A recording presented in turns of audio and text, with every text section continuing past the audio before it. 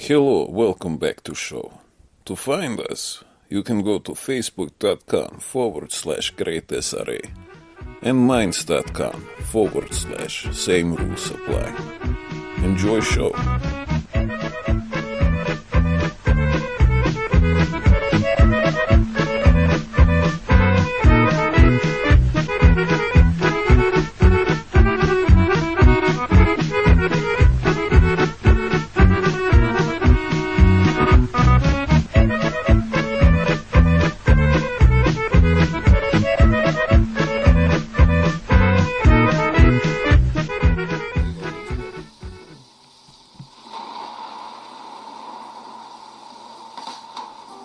Ooh, I think we need to turn that off so that we don't get copyright strikes. Nobody knows what it is. No, of course not. Riders of the Storm. It was the sound of the Swedish shore. Yes. The thing in Sweden is that everywhere you go, fucking everywhere, you have this background of just a smooth jazz piano. And the Doors singing. It's Jim our Morrison singing. It's our version of Skyquakes. Do you need to move that bag? Excuse me. Ooh, bag of crisps. No, I mean, it's just everywhere. It's our version of Skyquakes. Do you believe in Skyquakes? What the fuck is the Skyquakes? I heard about it. Basically, damn, how the fuck do I explain it? I've just heard recordings of it. Basically, the pseudoscientific explanation of what a skyquake actually is that something creates some sort of sound in the air. It can vary between But it basically is, isn't like hums. these Hums. Okay, because I've heard about sonic booms that nobody knows where it comes from. There's sonic booms and sonic booms. Skyquakes. A very famous recording that I heard is like you can hear sort of like a trombone. Just use your computer. Just YouTube search Skyquakes. It's so hard for me to explain that. It sounds like I'm full of shit. I bring up Skyquakes and I can't fucking explain what it is. Just take any of them really and turn the volume up. So this is Tamila, Finland, 2012. Oh.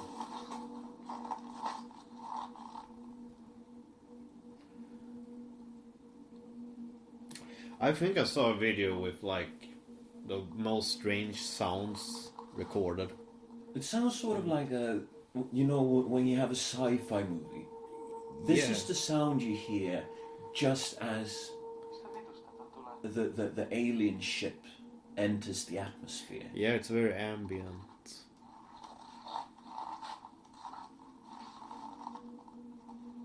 It sounds like a piece of a higher consciousness, you know? Yeah. It really does. It's fucking freaky. But I love it. Just... Sometimes it's more screechy, sometimes it's more defined, but this one is a very elegant one.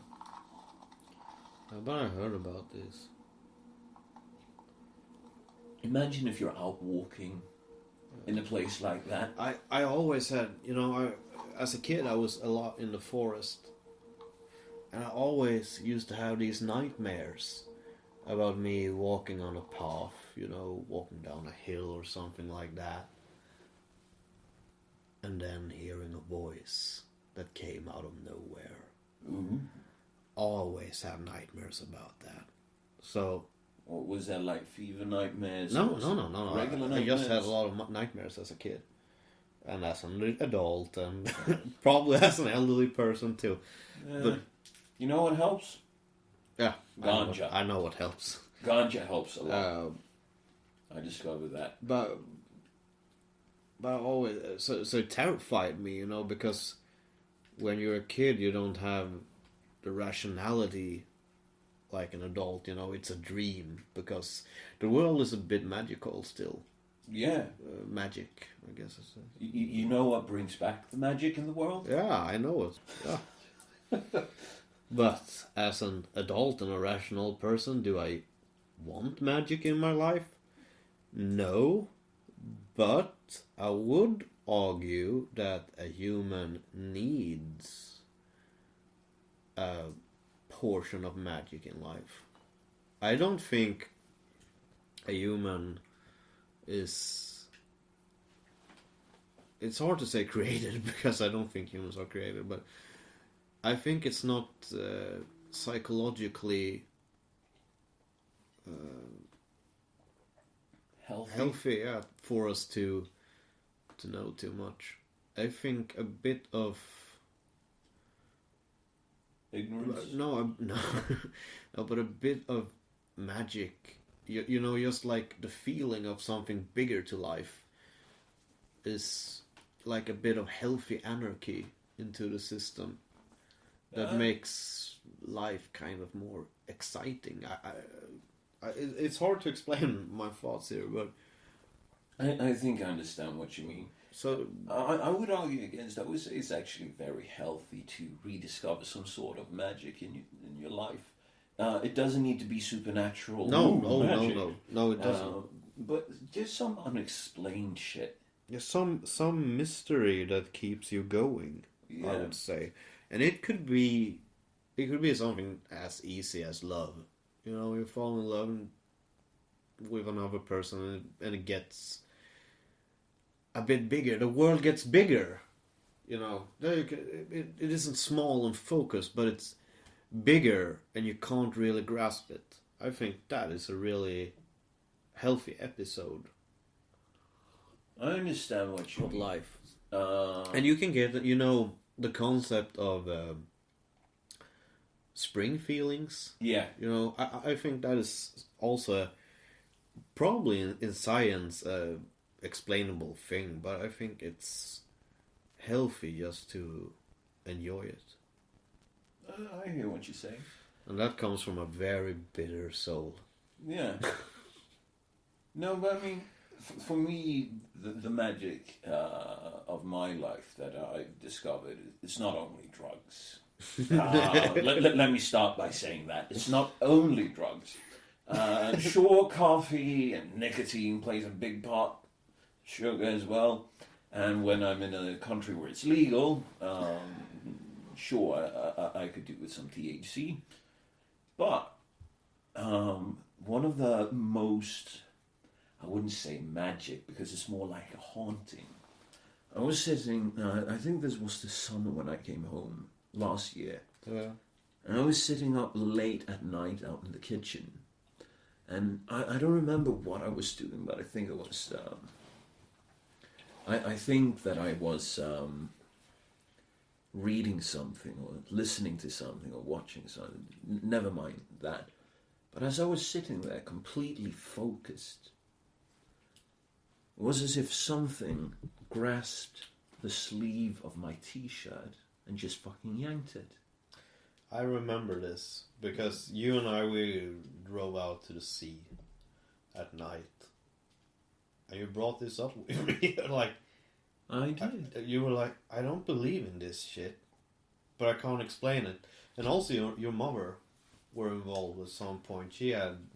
Yeah, she's very convinced that we at least have a ghost cat in that house. And also the two Afghani boys that are staying there, they are always speaking about this jinn, you know, like a genie.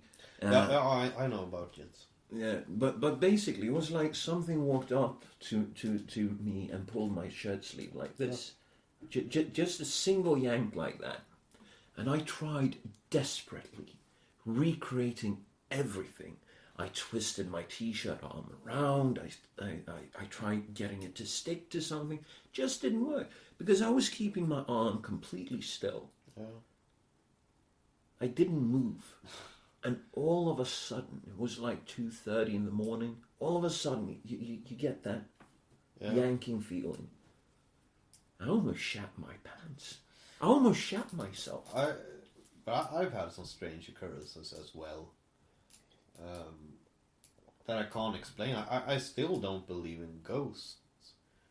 because I don't think energy is preserved. You know, that energy can be unbound to a body in that sense. But like this time I were in a house that is really remote. Great place. So it's no street lights. It's like in the middle of the woods. Ooh, sounds nice. Yeah, I loved it out there actually. It was soothing atmosphere.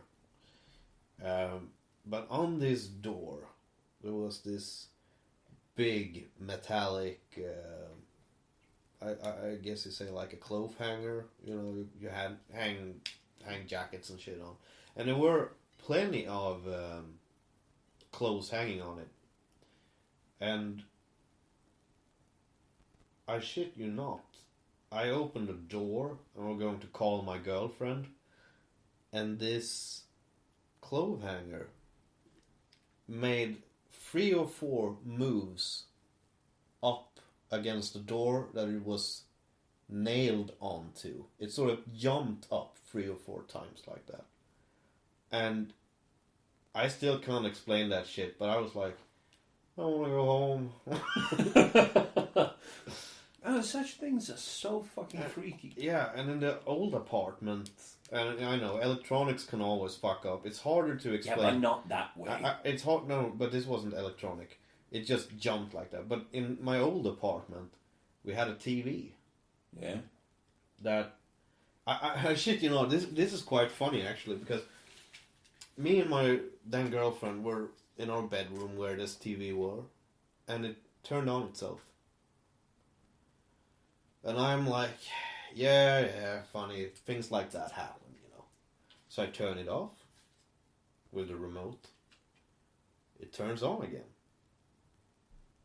I turn it off, and it turns on again. I do this 6 or 7 times, and I can see, you know, my damn time girlfriend, she was like, her eyes was really, really scared. So I say, okay, guys, it's not funny anymore. We want the TV shut off. And then I turn the TV off, and it doesn't come on again. That is a bit freaky. It's really freaky, because that was just something I tried, you know, because, or else I had to, you know, pull the cable or something. But that would have been freaky if you pulled the cable out of the electronic turned on game still. and it just turned on again. And I can't explain that. And also in that apartment, we had this long hallway, and Yeah, I remember that place. And when you came in, the bedroom were direct to the left, Yeah. and then was this big hallway, and we always had our door closed to the bedroom when we were sleeping, because of light. Yeah. And there were this big boom from the hallway one night. I could promise you, we didn't have a bookcase in the hallway, but it sounded like a bookcase falling over. Are you sure it was from your hallway? Yeah, you know the sound when it hits the wall, you know. Did you check it out? I checked it out, and there was nothing there. Nothing happened. I'm getting a bit of goosebumps here. And we also knocks. We lived on the first floor, so I mean, it could have been anyone, but it was still like 7 feet, 2 meters. 2 meters is around 7 or 8 feet. 7 feet. I think almost exactly 7 feet. Yeah. So No way. I'm 190 and I'm 6'3", so 6'5" maybe. But so someone tall could still reach and knock the window, but we were in our bedroom and it was this clear knocking on the window one night. Didn't repeat, and we actually went around and asked neighbors, like, oh, was it you that were that funny guy, you know? Yeah. And everybody, oh, strange. And I'm like, yeah, fucking strange. Well, I mean, So I've had shit like that happen around me that I can't explain. And, you know, I don't know. It's strange. And I'm like, yeah, fucking strange. I mean, I mean, that knocking on the window thing, I'll be honest, completely honest, I did have some other friends living in that very same area. And I remember once when I sent you a text or something and you didn't answer, and I just went and I knocked on one of your windows. So it might have been me if it only happened once. Might have been. No, but we looked out of the window. I guess you would have stayed there. Yeah, I stayed there. Yeah, because we looked, we pulled up. I think the blinds were down. How many knocks were there? I don't remember. I just remember, on the glass. Could it have been a bird that crashed into it? No, it was repeating. It was the sound of knuckles. Like that? But on the glass. We have a window here. Yeah. It was like that. Dude, that's fucking freaky. Yeah. But that could have been anything. But the TV incident I find particularly amusing because I'm going to, come on, want the TV turn off, and then I turn it off, and nothing more happens. and that is just this really strange, it's too good of a coincidence. But I still don't, Do you know who lives there now? Not now, but some Polish couple bought it from me. Oh. Well, they weren't able to speak Swedish. I had such luck because my real estate agent was Polish. But had grown up in Sweden, so she spoke both Polish and Swedish, but with no accent at all. So she did the negotiations. They could say hello, hello. That is very nice. Yeah. No, I mean, I have a similar TV story. Okay. The only difference is that I discovered my own stupidity. The thing is, we had two remotes, and I was turning off the television, and I turned it off, and then I was supposed to turn off the box for all the channels. Yeah. And I pressed the power button, and the TV went on. And I was like, what the fuck? Took the TV remote, turned it off, and then I pressed to turn off the and it went on again. And this fucking repeated itself 5 or 6 times before I checked the remote that I was pressing, and then I double pressed it, and the TV went off, and I was like, shit. I'm a fucking retard. But just to get back to my mother's house. Yeah, please. This ghost cat, ever since I felt that, pulling off my t-shirt sleeve, I've sort of started, I think it's mainly paranoia when I go to bed. It's not drug related, because it happens whenever I'm sober as well, sometimes. But, the feeling when a cat comes and lays down on top of your blanket, the weight just sinks down. It sort of pulls a bit. Yeah. That happens so many times. And it's happened when we had our cat that was sadly ran over. It's happened with the oldest cat that we have now, and with the youngest cat as well. But sometimes when I just look down, or when I go to pet the cat, there's nothing there. And that is fucking spooky. Yeah. I'm sure it's all my imagination, because otherwise I would be freaking out a bit more. But, I mean, it is just something that doesn't feel right whenever you're alone in that house. And it's not only me, it's not only my mom, but a friend of mine. I was house sitting over New Year's, I think it was. Oh. And a friend of mine was there. And I was heading out for an evening, and I was supposed to return the next day. So my friend Christopher, who's in Japan right now, he was house sitting, feeding the cats and everything. And when I came back the next day, he looked very ragged, like he hadn't slept or something. And I was like, well, how is everything? And he's like, I kept on hearing shit. I was like, yeah, it was the cats. Yeah. And he was like, no, I checked it. The cats were fast asleep. I was like, okay, so what was it?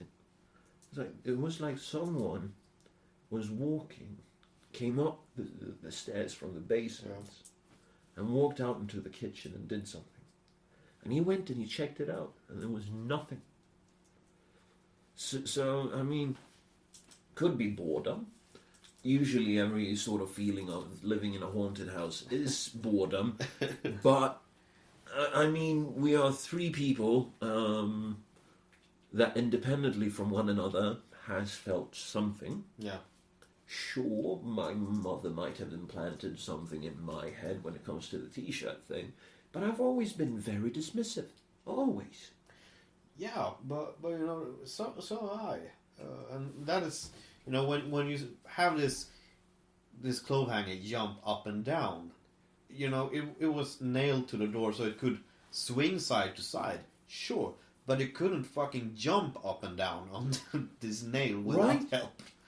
And I still can't explain it. And it doesn't haunt me or anything. It's just like one of these freaky things you see in life that you can't explain. It's just one of those things. Yeah, I would gladly have an explanation to it, but I don't know if I would believe it, because you know, you take a clairvoyant or a medium and I just think it's bullshit.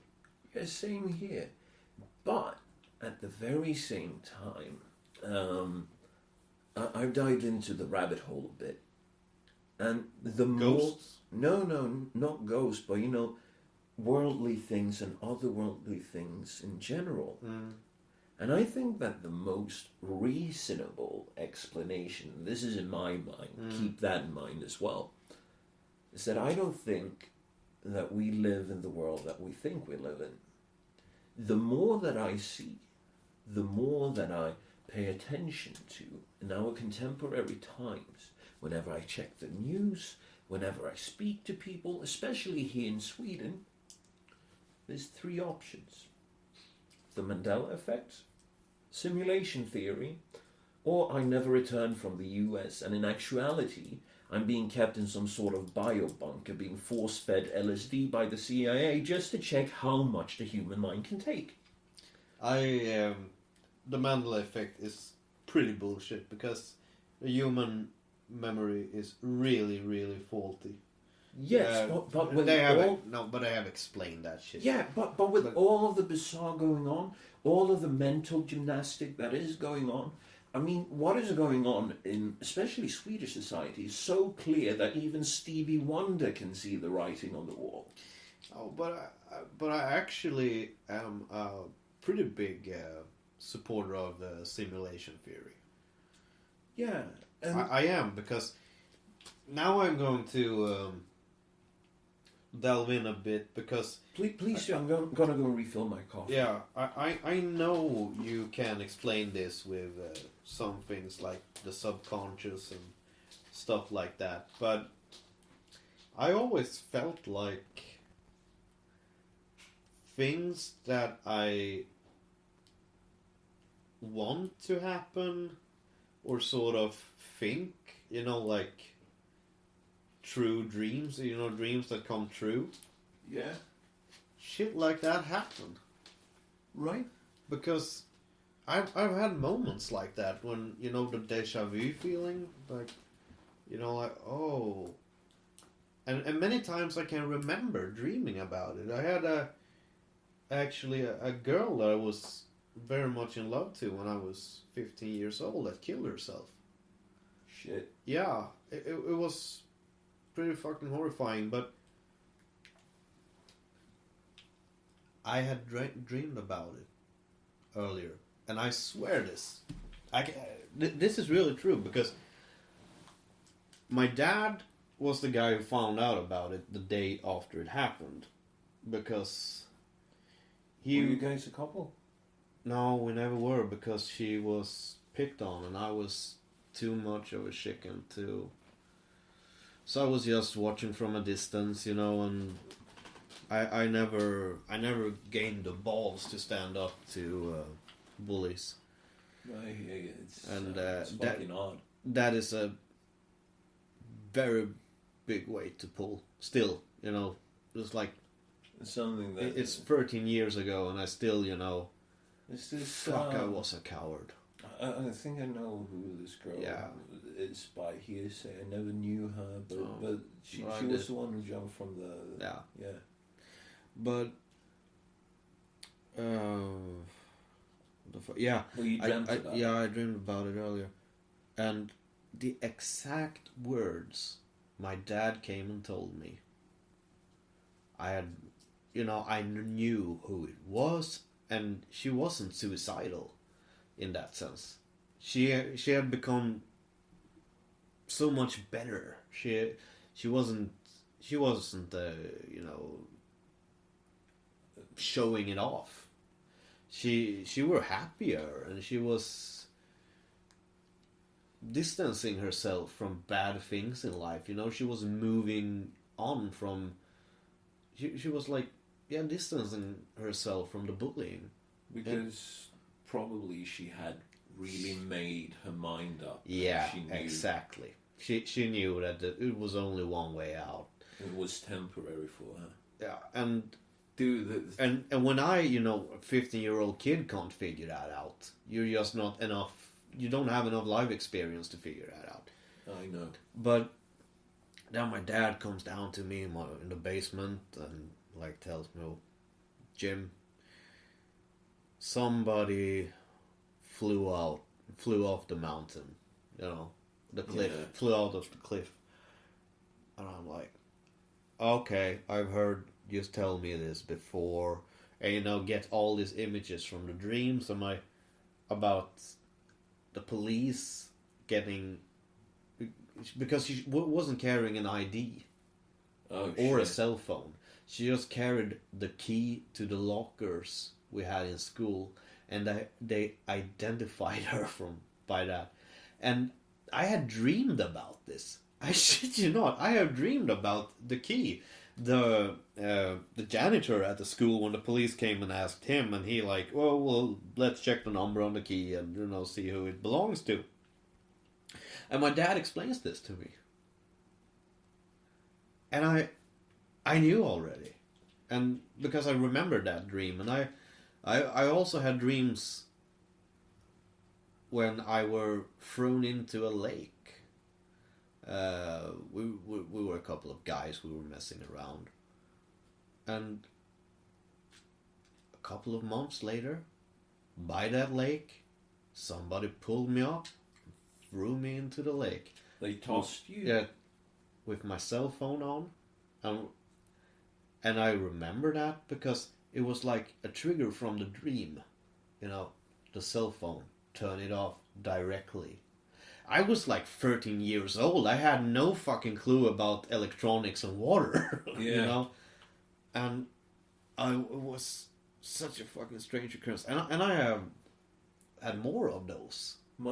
So that is partially because, wow, it could be a bug in the Matrix. I believe in partially. I believe in the simulation theory, but simulation theory would also mean that you can just be a program.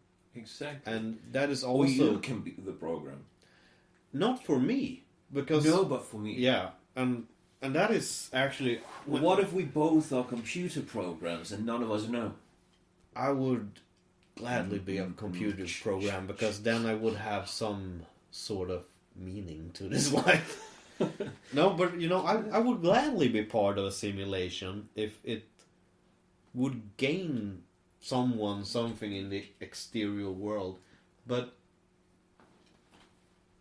I don't know. I've had these deja vu feelings as well, and the longest one I had was an entire class of script analysis.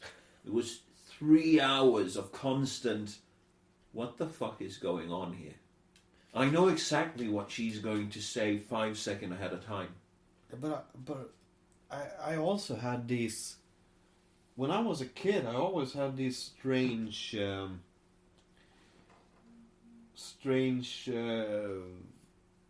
occurrences with knowledge. And I'm not the paranoid guy in that sense. I don't believe in that bullshit, because I reckon that I have heard about this some time and not realizing I knew about it, but I especially remember like an episode where we are at medieval recreational recreation village, you know, a replica village. Reenactment. Yeah, reenactment. And this Danish, it was in Denmark, so this Danish tour guide asks us when did the Middle Ages start here in northern part of Europe? And I'm 11 years old.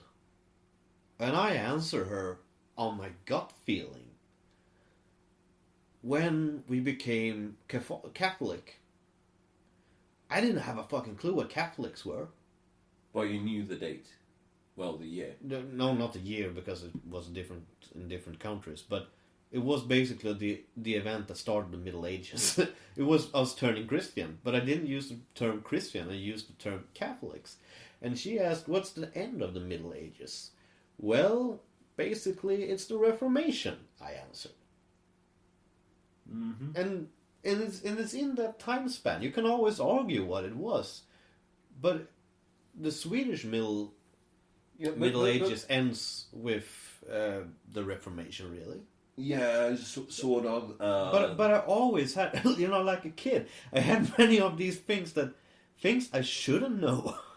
You know, based on my age, I didn't know. But the thing about this is that certain things you pick up Yeah. without knowing about. Yeah, sure. And this might have been, you know, that your parents were watching a documentary one night and you heard it in your sleep. It might be something dumb like that. Yeah, I know. But I think it's so fucking funny. Yeah. Because I have a lot of these things, actually, from where I was a kid, where I like, oh, but that is that and that. And the adults like, how the fuck do you even know how to pronounce those words? I've also had that. Did you have a lack of friends your age growing up? Did you hang out a lot with the adults? Because I hanged out a lot with older, but that is mostly because it wasn't such a commotion all the time. It wasn't, you know... It was calm. Yeah, it was calmer, and I was much of a loner. I didn't... Because I didn't...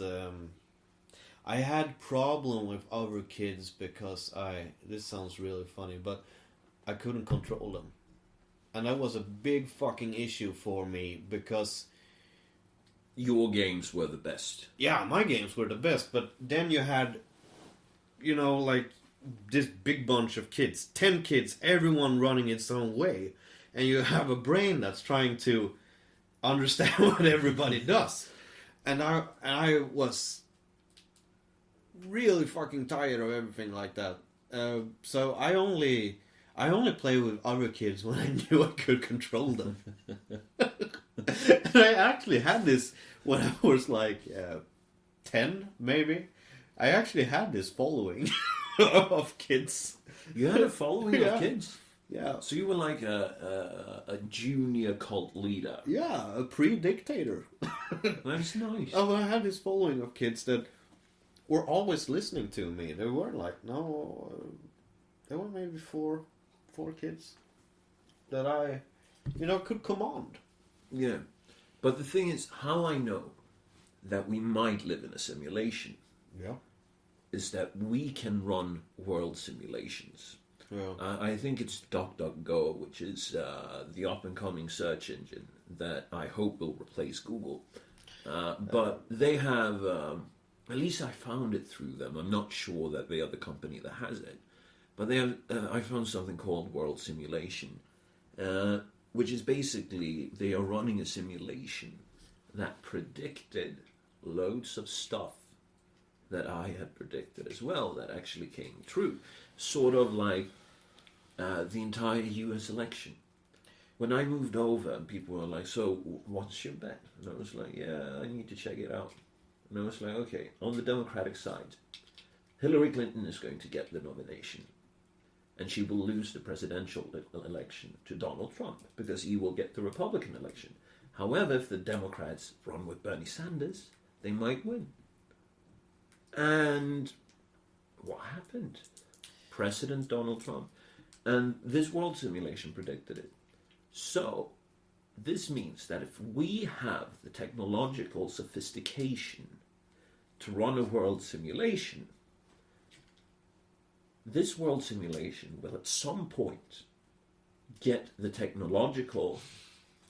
but it's basically like this, that we are the result of evolution evolving to tell its own story. Exactly. It's so fucking weird. And I think that all the people in reality is somewhere looking at our reality. Yeah, but it also... through someone else's reality that is simulating us, but which in turn is also a simulation. And okay. So it's multi-layered, and this is where the multiverse comes in. And this is also where you can connect it with astrophysics. Well, not astrophysics, but cosmology. Because they speculate that in every massive black hole, every black hole even, is a portal into a new universe. Oh, but that is just speculation. Yeah, of course it's speculation. But the more that they research it, the more that they do the math, and the more unsolvable it becomes, the more that seems like a likely explanation. I found a Japanese guy actually very fascinating that made calculations and equations showing that and this is actually supporting the simulation theory. I'm not a mathematician, but in my sense, I think it supports simulation theory. He made equations showing that everything is 2D. The whole world is 2D, but we some way see it by a hologram effect as 3D. Yeah, I read about that one as well. And it's pretty fucking fascinating. And I'm sorry, but yeah, the conclusion in language can be wrong, but numbers can't be wrong in that sense, because numbers can't lie, because they have an absolute value, except in human economics, where they can... Yeah. No, we do fractal economics, which doesn't make sense to anything. But another exciting thing with cosmologists is that they have been able to retrace the numbers of the universe out there and found what they believe is the basic structure, the basic numbers, which is binary, ones and zeros. Cool.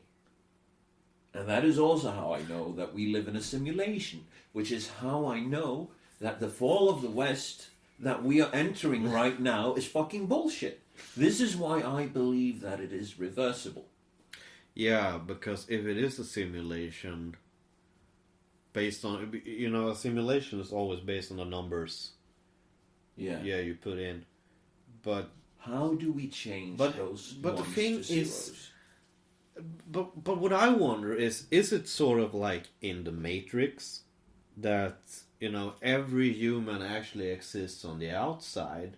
I know what you said about simulation upon simulation upon simulation, but do actually humans exist on the outside, or is somebody enough with enough intelligence to create conscience out of electronics? And this is where it all gets freaky, because you have two things. I love this. This is really funny. They have two things that speak to the support of simulation theory that is available to us in the world right now. First of all, Google is creating an artificial intelligence. Facebook is creating an artificial intelligence. I do think that Twitter was on its way, but ever since Jack Dorsey freaked out and started shadow banning and banning people, he's lost so much money that he cannot invest. I think that's the case. Don't quote me on it. So AI is on its way. It's getting quite sophisticated. Yes. And you also have AIs that has found new ways of beating sort of like Super Mario. Sure. But the thing is, when you come down to it, is it real emotions? And that's the thing. Is the thing that we feel real emotions? Yeah, sure, but we have to base it on that, for the sake of the conversation. But when it comes to what is an emotion? it is, in my terms, it's a biological instinct that we have developed language to sort of code off, because the fucking cat up there has a lot of biological instincts that he feels. He doesn't know what that he doesn't know what to call being cold, but he still freezes. Yeah. So we have, by language, defined emotions out of biological urges, so to speak, because when you trace emotions, they are actually quite understandable in a biological context. Yeah, but the way that I see emotion, advanced emotions, I think could be described as a biophysical reaction to a thought. That was my main sort of like standpoint when it came to everything. That it is my body reacting on thoughts that I have.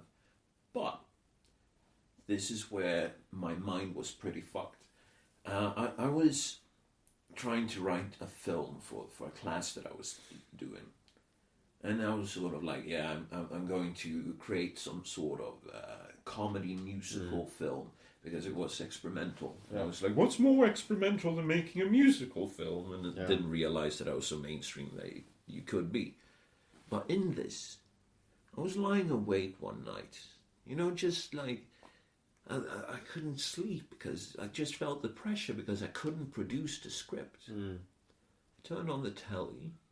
The Swedish, it's the Knowledge Channel, Kunskapskanalen.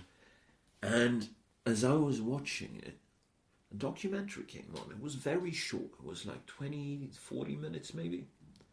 And it was about the human heart and the fact that they had discovered neurons surrounding the heart, not only on humans, but down to rats as well. Yeah. Which means that we in our heart have grey matter that helps the heart. Yeah, it helps the heart beat, amongst other things. But the thing is that they speculated that this might actually be the origin of those emotions that we can feel in our entire body. Okay, I can absolutely. Since because I'm a man with a lot of anxieties, I can make the claim that it starts with the heart. Right. But they also had these freak occurrences when they have transplanted hearts. And people have starting to have emotions they never had before. I actually think they have discovered talents, and what is those things? What does it point to? I think it points... But it's pretty exciting. Yeah, the thing is, humanity, we take loads of pride in our logic and reasoning, and just being rational. And we are sadly afflicted with emotions. So people say that we are intellectual beings afflicted with emotions. I say, fuck that shit. We're actually emotional beings afflicted with reason. And it lines up with evolutionary theory, because all throughout our gene pool, we have certain things that are constant. Fucking, eating, shelter, everything can be led to these biological imperatives. And reasoning is just something that we that are aware, well, we think we are aware, use to justify. Well, I was drunk, so I couldn't help it. I had sex with that fat bitch. It probably wasn't the best biological, No, but I think you are onto something, because I have a bit of an conclusion, actually, that I don't think that humanity, if we were started from zero on the African plain 150,000 years ago, or whatever, would really discover reason in that sense again? I don't think so. I don't think that all life started in Africa. I'm not even sure. But we don't even need that for the point, because I think reasoning is something sort of someone that had, because we're basically biologically the same as we were 10,000 years ago, but we didn't have reason back then. Or did we? Sure, you can all. I just don't want that discussion right now, because it isn't part of my point. Because you can say we were biologically the same for 30,000 years ago, but we still didn't have reason at some point, because at some point during this time, somebody made on the biological hardware made a new software program that could be taught to other people, just like the ABC. Yeah, it's the advancement of the sentience of the simulation. It is maybe it's a patch. Yeah, maybe. It's because sort of like BioWare patching up the latest Mass Effect game, which looks complete shit. no, but maybe because it's this really strange thing, and it's also the ABC is really strange also, because somebody need to have an ID at some point that you can, because I could get how you get numbers. I can get that because I have an orange here, I put that orange there, I do a line there. I can get that.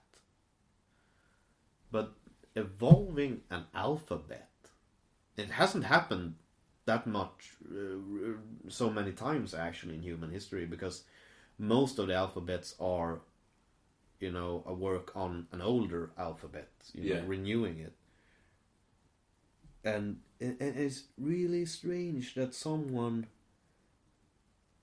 starts developing a system to preserve words. How do you begin? How do you conceive this thought to other people? How do you say that? Because, yeah, sure, I can come up with an own alphabet because I have the ID from this earlier civilization that I'm belonging to. But I also have to teach enough people about this alphabet to make it live on. It's so strange. No, but here's the thing. You have two ways to perceive languages in the example that I want to make now. One is you want to make other people understand what you are saying, what you are writing, to preserve your history. I think it's the opposite. I think that the reason that we have different languages that has kept on for this long is because we're keeping secrets from one another. And this is it was pretty good. And the thing is, as soon as you have the key to understand what is not written, what is not spoken, but what is said beneath the language, in the spaces between the words. Because that is when you can start truly understand human beings. Because I think it's pretty true. I know it has been said earlier that you never can understand a language as long as you're not grown up with it. You can never understand a culture if you're not grown up in it. And I buy that. Totally. I think it's really, really true. Because you can get because you can get a sense of another culture. People can tell you, but the gut feeling of another culture, because I think it happens so early on in your development from child to adult, because it's like this thing. I know a sense of culture and eyesight are pretty different from each other, but you have these things where people have lost their eyesight as kids. 2-year-olds, and now when they're 40, they have discovered how to give them the eye. The eyesight back. Yeah. They can do some sort of surgery Yeah. and restore the lenses Yeah. and taps. And that is fucking amazing. Yeah. But they never acquire vision in that sense. Because if the brain doesn't develop vision during the child years, it never does.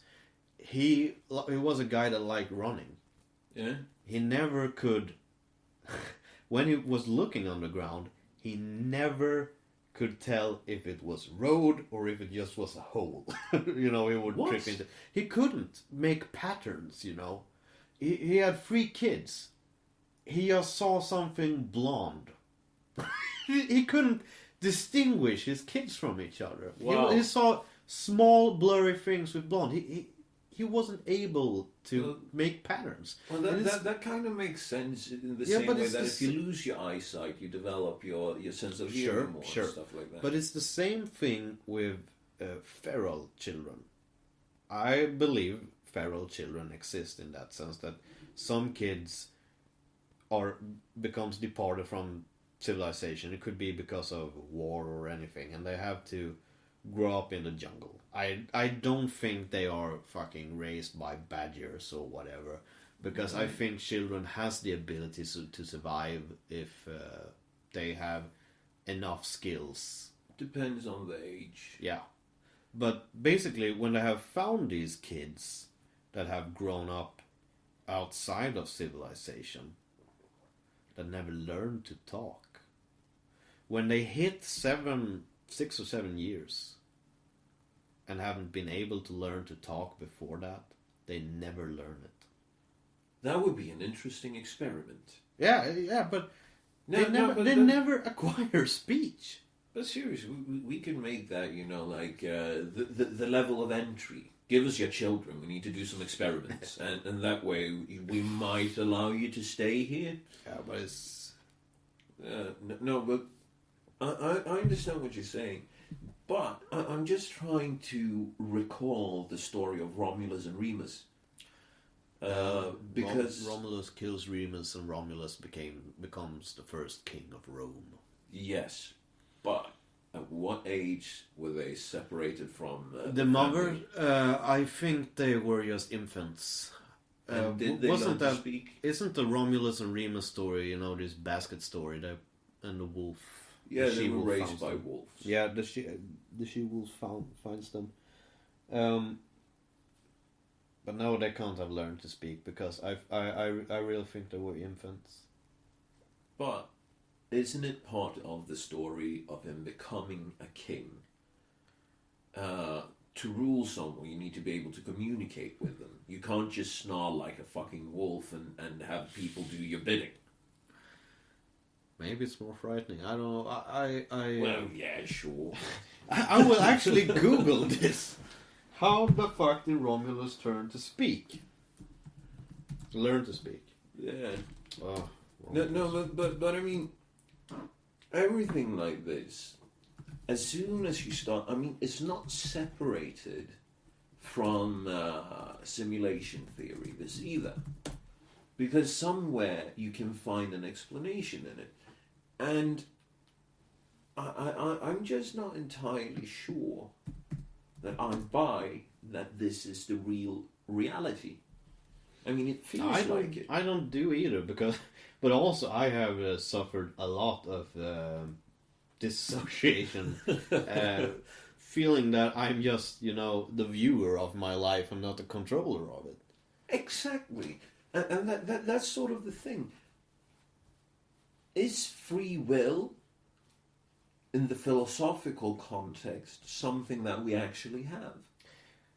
The free will is actually really funny because you never have the free option to adapt free will. Right. I mean, and free will is actually based on instinct. I think free will is based on instinct, based on biological urges, because how much free will you even have if you're given you're given free will, you still will try to masturbate. Exactly. Because it's your free will to fucking masturbate. Because, it feels good. I want to do things that feels good. Exactly. So how is that free will? Yeah.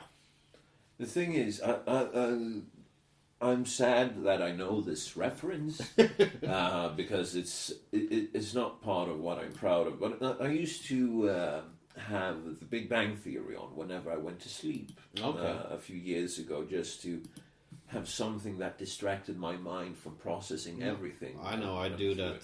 I do that every time, every night, because I get anxiety if I'm going to sleep otherwise. And recently, it's the Lazy Game reviews. Ooh. Watch that? No, do it. I've come to an ASMR stadium of my shit, so I listen to thunderstorms. Okay, because Clint has the most amazing voice. Please continue. No, but the thing is, I used to sleep to the Big Bang Theory because it's lazy writing, it's predictable. Yeah. And anyway, they have the example there, which I believe is true. If you give a rat a bowl of food and a button that gives the rat an orgasm, the rat will keep on pressing the button to give itself an orgasm until it's starved to death. And I think it's the same with human beings. But didn't they do... I think they did the same shit with... If it was rats or chimpanzees, I can't really remember. I think it was rats. That they gave them a button to push. And when they pushed that button once, they got a dose of cocaine. Shit. The next time, to get the next dose of cocaine, they had to push twice. Yeah. Then they got their dose of cocaine. And the next time they had to press 3 times and on and on and on like that. I think it was something ridiculous amount in the end until the rat pushed the button till it's deaf to get the cocaine. And it was this ridiculous amount of push on the button. It was like 6,000 or something, Jesus fucking Christ. And then you have to remember, to get the 6,000, the mouse had to just earlier push 5,999. That is insane. And it pushed the button to its death. I think it was a rat. It could be a chimpanzee also. Yeah. But cocaine is nice shit, obviously. Which is why I've never tried cocaine. I'm never going to try cocaine. Oh, because it's scary. When something is that good, it just turns scary. Yeah. No, but I mean, I've heard people describe cocaine, how it feels. Yeah. And this is why I'm never going to touch it. Oh. Because the way that this lady explained it, she was like, do you ever have that feeling that you just have this urge for something? You cannot put your finger on what it is. You open up your cupboard, you see the chips, you see the marshmallows. You don't want that shit. You open up the fridge, you see a full fridge, you don't want it. You just walk around in the kitchen like... I need something. Yeah. Apparently, I have no idea if this is true because I've never tried it, but apparently cocaine fills that void. Which is scary as fuck. It's really scary. I would... I've always been pretty hard on that. I never will try cocaine. I will never try heroin because opiates aren't that bad. No, but after people have tried those, they sort of change their whole life priority around, and that is really frightening to me. Yeah. No, because, it's after you do this, you wake up as another person. And sure, I've suffered fucking depressions all my life. I would gladly be another person. But not in that sense. I hear you. The best description I've heard of heroin, is heroin has the ability for you to feel as if you are living the high life even though you're in the gutter. And it's apparently heroin, the difference between opium and heroin, morphine and heroin, I mean, is that heroin is cheaper to get, cheaper to make, cheaper to distill. But apparently it has the same feeling. And when I dislocated my knee, they pumped me full of morphine. The nurses, they were laughing at me afterwards, and they were like, "Yeah, you got enough morphine to actually sedate a full-grown horse." Yeah. Plus 6 milliliters of some sort of not what do you call it? That's supposed to put you to sleep. Narcosis. Sedative. Yeah, sedative. I mean, it's not that exciting. I mean, a watch that was white with, black lines on it was the most interesting shit in the world. But I was just lying there. And I was relaxed. That was it. It didn't do anything to me emotionally. It didn't do anything that opened up my mind in any way. So, no. It seems really pointless. strange. It's really strange. What was the word on Romulus and Remus? Could Romulus speak? I didn't find it. It was logic. Whole of logic in the story. Nobody. I didn't find any in a fast Google search. I didn't find any links about it. Well, if any of the listeners know, please send it our way. Yeah, because that is actually something that would be quite interesting to know about. If the old Romans thought about it. Yeah. No, but speaking of the old Romans, we need to retake Istanbul and turn it back into Constantinople. Yeah, but I also heard it has always been Constantinople. Yeah, it just doesn't know it, but we need to make it official. 500 years of history. Just burned. Just sacked, removed. Sad. Fucking sad. We should have never given it up. Oh, you mean? Oh, I mean the Islamic Ottoman Empire and Turkey. It's 500 years of history now. But yeah, it was Constantinople for it was more than 1,000 years. Yeah. We need to make it 1,200 years or something. It was a really old city. I think it was one of the eldest cities on the planet that was still functioning. But I have a slight bone to pick about something that we touched on earlier, which is the length of civilization. Given the fact, Graham Hancock probably better than I do, and his work. And he found in, I think it was on the west coast of India, it was like this should have been a city here during the Ice Age, based on the landmass that sank. I know about that. And based on his estimates, he went out there diving and he actually found it. I know about that, yeah. Twin cities even, I think. Yeah, I know about that. And the thing is, it sank around 9,000 years ago. Yeah. How many civilizations along the coastline existed, and for how long? Yeah, but it had to be even really simple civilizations, because... Or was it? Yeah, but it depends on how you measure it, sure. But what simple is to you, but it couldn't have been... Now I'm speaking really... I notice myself speaking in really Western civilization terms, but... because progress like metals and stuff like that, it couldn't, the civilizations couldn't have used that in that sense, because the deposits that we have started to excavate were untouched. If somebody had been there earlier and needed... Have we touched everything? Have we found everything? Yeah, because now they have to grind fucking mountains into gravel to get enough copper, for example, because I know. Earlier it was just lying around on the ground. And how was it just lying about on the ground? That is the question. Geological answers to that. Plate tectonics and shit like that pushes it up.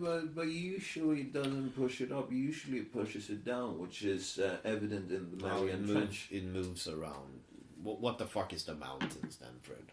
Yeah, but the shit that is within the mountains is what we get. But what says that there wasn't, like a daybreak sort of mining operation that was near the newly discovered Twin Cities that Graham Hancock found? Yeah, but sure, it could be just a Stone Age civilization as well. It could be, but it doesn't look that way on the pictures that exist.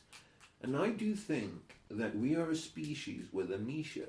And I do think, as an example, there's no way that the pyramids were built the way that we were taught. I can agree on that, especially the early pyramids, like the Giza pyramids. I think it's my opinion on it. If we're going down that hole today, it is that let's touch our briefs upon it. Yeah, it is that it is fucking unlogical, really, for the mathematics behind the pyramids, that it would take 20 years to build the Great Pyramid of Khufu. Yes, humans have been able to move mountains. Yes. If they're willing. But you also have to understand, when you talk about shit like that the earlier civilizations doesn't have the concept of time in that sense we do. Exactly. Not only that, but what sort of civilization can keep on for hundreds of years? I'm of the very strong opinion that the pyramids of Giza took hundreds of years to build. Same with Machu Picchu, same with Göbekli Tepe. And Göbekli Tepe is an excellent example, because it was built and then it was buried. Yeah, and it's really strange, actually. And all of a sudden, all around Göbekli Tepe, they got modern agriculture, which made the Göbekli Tepe area very advanced for that age. Yeah, but agriculture actually rises pretty much at the same time all around the world. And how the fuck did that happen? I don't know. But it's really strange, actually, because around, I think it's like 12 or 10,000 years ago. I think it's 12,000 years ago agriculture starts to happen. It happens in the Fertile Crescent, Iraq and Turkey, Israel, I think it also belongs to, and China, basically at the same time. Yeah, that's a pretty large area. It's also very, very far to walk on foot. Yeah. And it's also, when you start talking about these times, you also have to remember how it was living in that time. Because how far did actually a human walk during its whole life? Because I also think that is how many, travel stories starts to take form. But if you're human living 12,000 years ago, you basically always living on the brink of death. Yeah. You always, If we are to believe what has been taught. Yeah, but also, in every, we started living on the brink of death for like 100 years ago, maybe even. But I wouldn't say on the brink of death. No, I would but, say that we turn into a society of plenty. Yeah, but you know what I mean. I just want to clarify. Yeah, but you can move this. You can say just 1,000 years ago, because people didn't move around that much in that age either. Because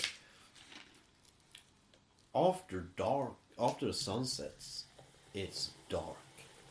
It's really fucking dark. Mm-hmm. Your life is a pretty boring repetition of every earlier day you have lived. It's a fucking boring time to live in. And I think it's amazing that people, to walk through, thousands of years with doing action pretty much the same thing every day. And it's not, and when you look at like the Sumerians for like 6,000 years ago, what the fuck did you have to look forward to? The Sumerian view of the afterlife is basically you go blind and then you chew mud and clay. You're just a skull chewing mud and clay for eternity. Well, I mean, it seems fairly accurate. What the fuck is the point of even, you know... I find it so hilarious that, well, this life is basically pain. I will die before 30 because of starvation and and working myself to death. And what do I have to look forward to? Eternal bliss and $10,000 cash? No. I will chew fucking mud for eternity in darkness. That is quite sad. No, but I absolutely love these stories because, you know, when they grew up in that time, they never really had much chance, you know, dying 50 miles from where they were born, because usually they just moved the farm a kilometer or a mile down the road because of keeping the fertile land. Yeah, or they knew how to circulate their crops. Yeah, but that is what it did. But it's really, really amazing to me what they did and what they survived through. But imagine how much easier that time must have been, because you didn't have this existential anxiety. What am I supposed to do with my life? Do I even matter? Yeah, but you didn't have that. But it is when they start to, you know, be able to feed people that these existential problems start. And I actually think that is a problem in that sense that we live through now, because we have succeeded, especially in the Western world. Yeah. Nobody needs to go hungry. Nobody really needs to live without shelter. Nobody really needs to be alone. There is plenty of people to go around. It's just that, I don't know, we're scared of each other or we become picky. I don't know what the explanation for that could be. But we have these basic things. We actually have a pack that we live in that is sometimes millions of people in a city. But you can also say that the human flock in that sense lives many tribes together. And I also think that is why, you know, in schools, you see you have the gang, you know, you have the jocks, you have the goths, you have the nerds, you always have these. And I think it's, you know, human tribal trying to find, you know, the tribal. We're finding a tribe within a tribe. Yeah. But the thing is, we aren't meant to be living in cities. And that is quite evident if you look at, say, Los Angeles, New York, Stockholm even. They are not self-sufficient for shit. No. They cannot survive without the rural areas. And No. the rural areas are the ones that they hate the most. Nature aren't that plenty. You know, they can... No. But nature doesn't give that much on one space, you can say. Nature aren't that plenty. You have to scavenge fucking a lot from nature to gain enough to even support your family. Yes. Go out, you know, build yourself a house in the forest and start from there. It's... No, but I don't believe in that either. No. Yeah. I don't say you do, but I just this think tremendous amount of work to survive. Yeah, well, it's even more work and even more strain on the planet by urbanization. Yeah. And I do believe that if the human being is going to have a future on this planet, we need to get away from urbanization. Yeah, but the urbanization, in that sense, is a constant. Because you can always see, if you look through human history, urbanization, yes, makes a slow, positive curve. Except in Norway. Well, in Norway you still have urbanization, but you don't have it on the same scale. In Norway, as an example, this is quite important. They want to keep their entire country alive. Even the northern parts, where you have the most extreme sort of weather. Yeah, I know. Wintertime, it's dark around the clock. Summertime, it's sunlight around the clock. It's fucking hell. It just does mad shit to your brain. And I remember it was this explorer from like Greece? Yeah, Greece, during the Hellas Yeah. age that traveled far up north, and he's like, these humans live in complete darkness 8 months a year. Yeah. And he can't grasp his That's head where around I it. grew up. Yeah. It's just completely bonkers.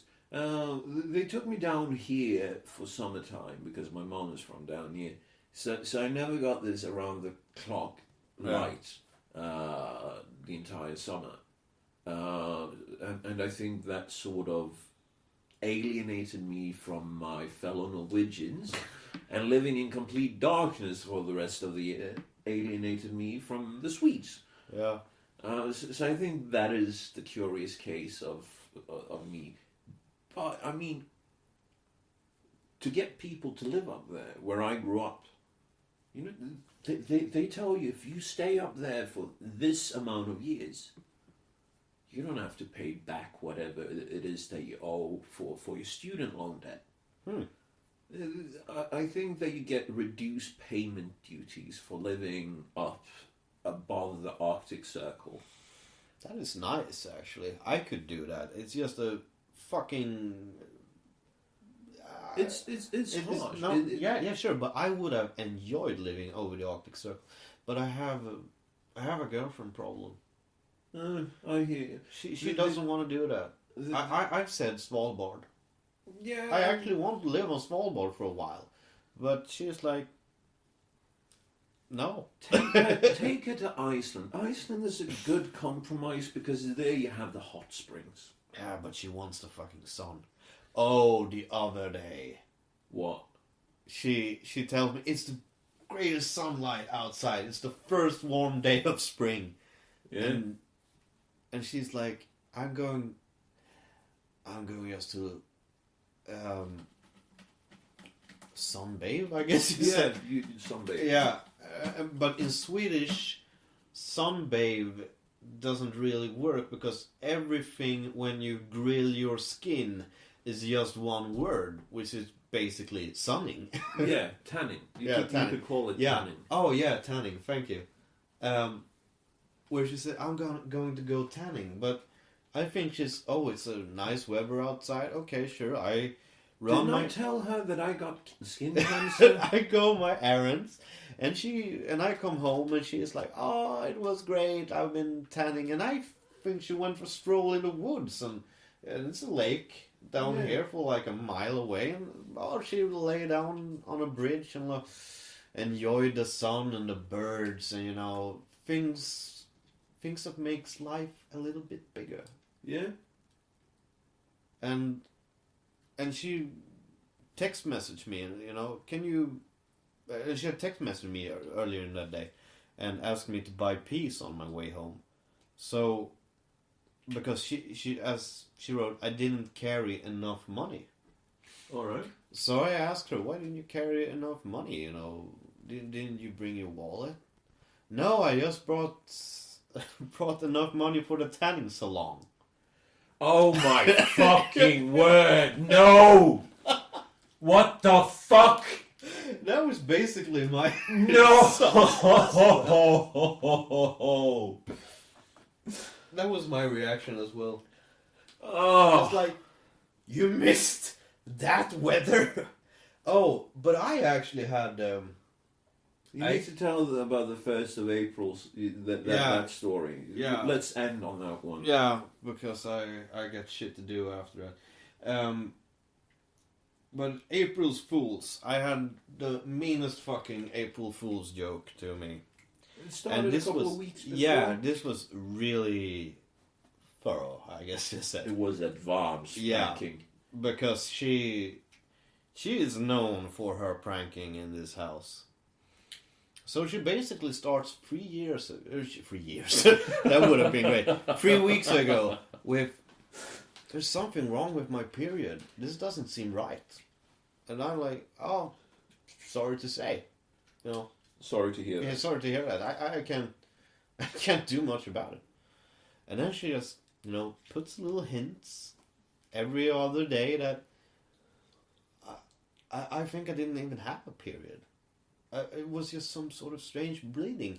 And she knows I'm pretty much into medical things, and I know that when a fetus, attach itself to the womb, you get a small bleeding. Oh, shit. And this goes on for weeks. And the 31st of March, I am fed up. So I tell her that I'm not going to go with this nervous beating heart anymore. You buy a pregnant test. Yeah. And we finish this off now. And she's, but I buy it tomorrow. I'm on work tomorrow, between 11 and 9. So I buy it then. Yeah. And I'm sure okay with that, because it doesn't feel like something you would do for April Fools if it starts the day before. Yeah. It doesn't. And she had this big Facebook chat with me the whole day about how amazing it could be for us to become parents. Oh my word. And my heart just rushes, because I can't see myself with a kid. I can't see myself being a role model. I can't see myself being practically able to have a child. Yeah. And, I go through all the stages. I go through abort pleading. I go through an angry face. And I'm starting to feel sorry for her after a while, that fuck, we messed up, I started to feel sad and breaking down. So I would take this huge long fucking walk in the forest and just find an open space and lie myself down on the dry grass, Oh yeah, that was when I texted you. Yeah, you texted me that day. Oh my word. I just lie myself down on the grass, and I thought it was something to do with, your brain balance. No. And just putting my ear down in the leaves, listening to the small insects crawling, when they hit a leaf, it sort of makes this sound. I was listening to everything and just trying to catch up with myself. And, when I was finished there, and when I walked home, I was like, okay, this is nature's way. We have to walk this path now. Now we're getting to become. Now you're going to become a dad, Jim. This is the circle of life. I went through all those phases. And she comes home at 9 o'clock and tells me I did a pregnant test on work. And I'm like, how did it fall? What was the result? And she hands me a pink Easter egg. Sort of say she threw it away. And I open it up, and 2 pacifiers is in it. 2 pink pacifiers. I think I got them still in the kitchen.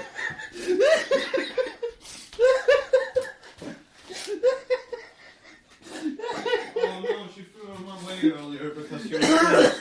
But at this point, I am, I'm feeling my knees, Okay, I'm fainting. I'm going down.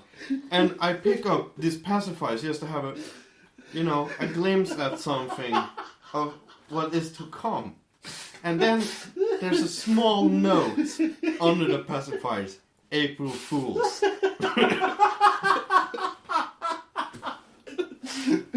Oh my fucking word! She is the meanest fucker that ever walked on God's green pasture. Oh. And after this, I'm like, and think about this. The day earlier, she's having a birthday soon. The day earlier, the Friday, the 31st of March, I've been out and buying fucking birthday presents for her. And really, putting my head around, remembering what has she told me about what she wants and stuff like that. And when you come home, and the day after she puts me onto this, yeah, you just feel the wallet, you know, and I got the receipts there. I can return every fucking receipt I got to her. And I was so mentally drained. The day afterward, I was a fucking wreck. I was, you know, tired. Not, you know, physically and mentally at the same time. You're just drained. Oh. And so I visited my tattooer friend yesterday. And he told me, and I told a story to him. And first of all, he is amazed that I actually bought it. Because he's like, she put you up to this before. Why do you buy it again? You know? Why do you swallow the bait? And I'm like, she went on for 3 weeks. How am I not going like a responsible adult? How am I not going to buy this shit? And he's like, Jim, she won't stop. She won't stop until she has killed you in a heart attack or until you're locked up on the loony farm. and I'm pretty convinced now. Oh, it was the meanest shit ever. Oh, fuck me. And the thing is, now she has to top herself for the next year. Oh, when my will that word. joke start? Oh my fucking... I'm looking forward to hearing that. Especially, I promise I will come visit you in jail. I promise. Because now, I get a little paranoid. She's like... I'll give you an alibi. Just make sure that you speak to me about it. Yeah, because I think about, like, what is she going to do next time? Is she going to pull some, skin damaging shit on my foreskin when I'm asleep, so I think I got cancer and going to do a circumcision or whatever? I start to have this real paranoid thoughts of what she's going to do with me. I hear you. Thing is, there has to be something that you can do that will get her riled up even worse. Yeah, because I have to stop being a victim now. Yeah. I have to stop being a victim for her fucking practical jokes and become the patriarchy. The patriarchy of this family. You need to become the patriarch. Yeah. No, but seriously. If you need an alibi, Yeah. I'm always a phone call away. If you need help burying a dead body, I'm also just a phone call away. And I think that this is the perfect point to end tonight's podcast. Thank you. Thanks. To find us, you can go to facebook.com/greatsra and minds.com/same rules apply.